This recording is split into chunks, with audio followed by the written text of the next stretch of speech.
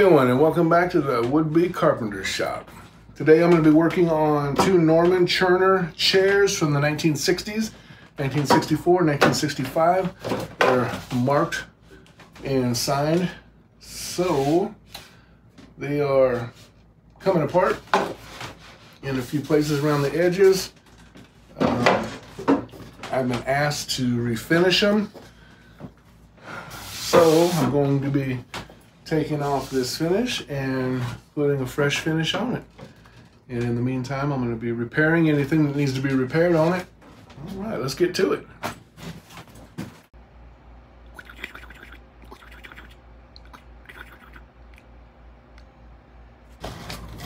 A little arrow here. I can't get them mixed up. I put a little arrow forward. I have some damage here. I gotta. July 31st, 1964. Try to keep our sticker intact there. First thing I want to do is I'd like to wash these. I got some Murphy's Wood soap. I'm gonna scrub these chairs up right nice. It's kind of hard to see. It's kind of like a grime on them. Okay. Okay.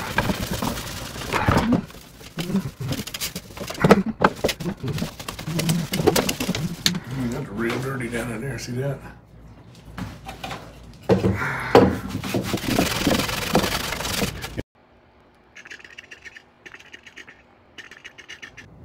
This one is 1965. All right.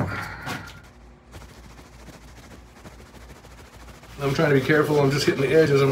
I don't want to take any of the writing off of it or the date or anything. This is hours later. It's had a chance to dry in the hot Vegas heat. Here I'm using 100 grit paper to clean up the legs.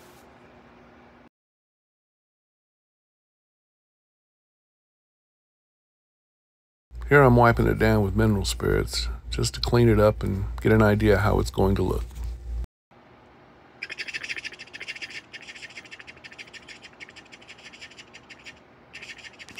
And where the plywood is separated, I need to clean up so I can get a good glue job. Here I'm going to be sanding with 150 just to try to take the finish off and a lot of the scratches and mars that are on the surface of the chair.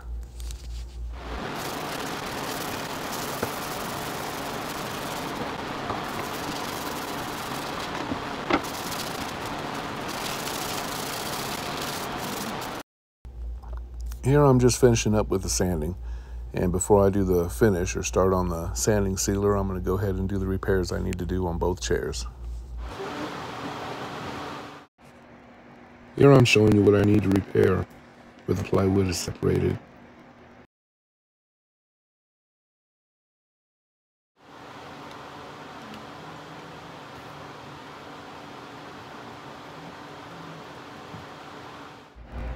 Here I'm using white glue for the repair.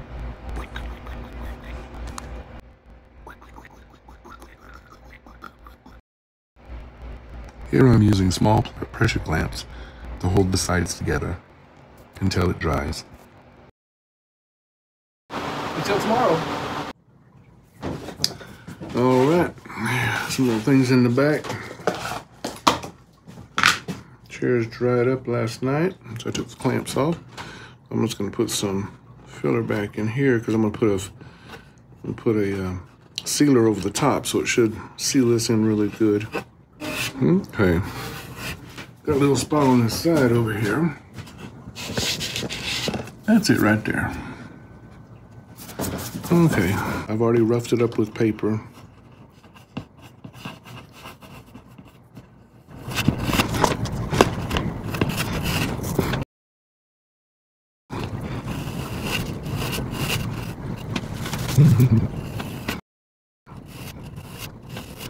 All right, that should do it.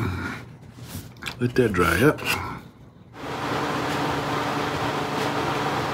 How you doing? I'm back.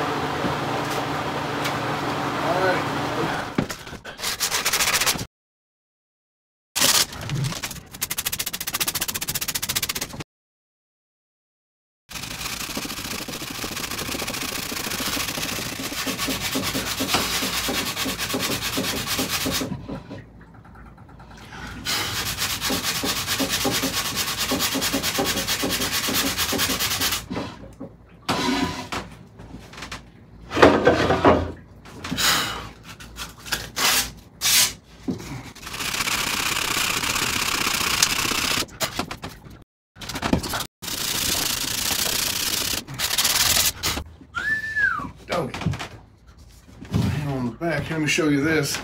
I don't know if you can see that there. That's right, where the little chips were. I got this one over here to go as well.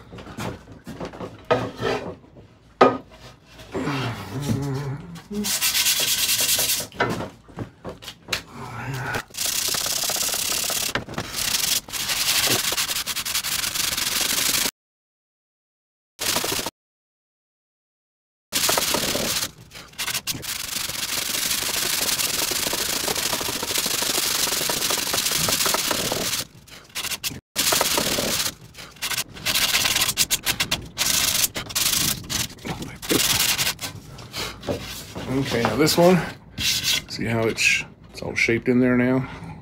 And I got one on the back here. You gotta get.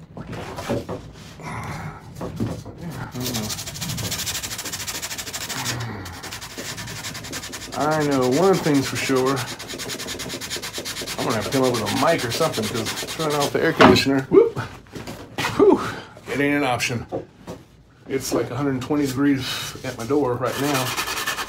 132 yesterday. And it's probably hotter in the shop right now, so I'll have to do a voiceover, sorry. I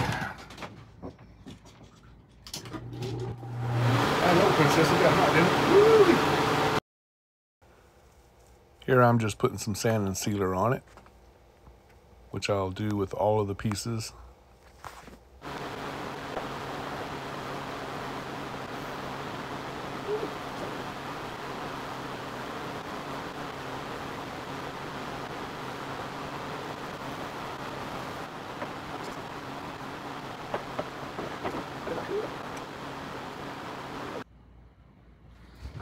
All right,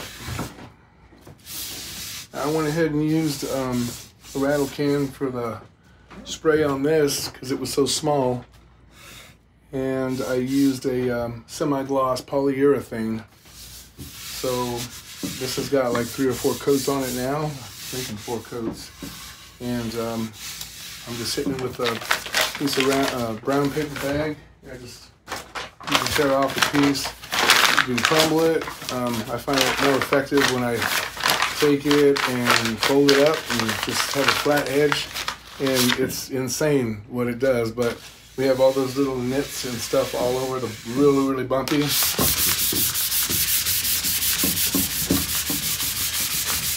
I treat it just like a piece of sandpaper because in essence that's what it's doing, it's sanding the finish. And it's just, they're all gone, and it's just like as smooth as could be. Pretty amazing. So definitely when we're finished with our finish, if we have a dull finish, not a gloss finish. Gloss finish is a little bit different, but I would never hesitate to use this on any of my semi-gloss or satin or matte finishes.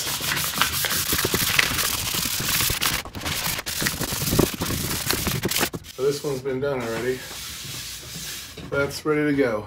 Now, I was debating whether or not I was going to put orange oil on it, and I probably will at the end.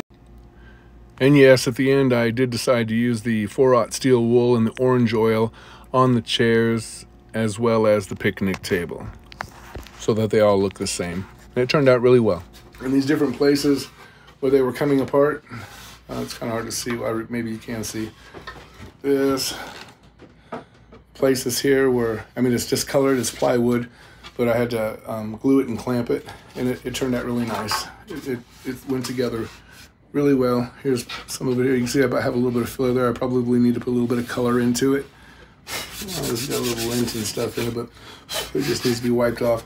And at the very end, I'll oil them down and just make them pretty. So that's it for those for right now. These turned out really good. Now the finishes I put on here, the semi-gloss polyurethane has been drying for a few days, and this chair I've used a little wax on to see what it's gonna look like, but take a little bit of steel wool with a little bit of orange or beeswax and orange oil, and just cut into it real slow.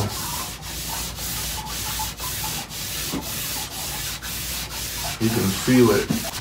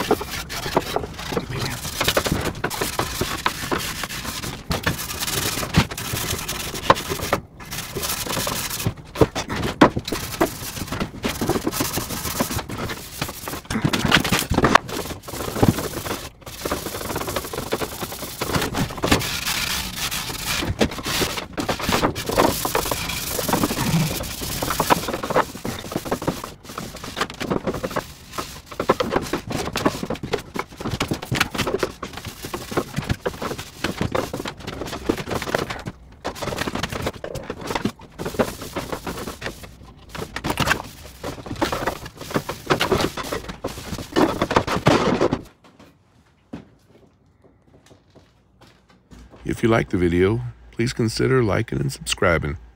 And thanks for watching.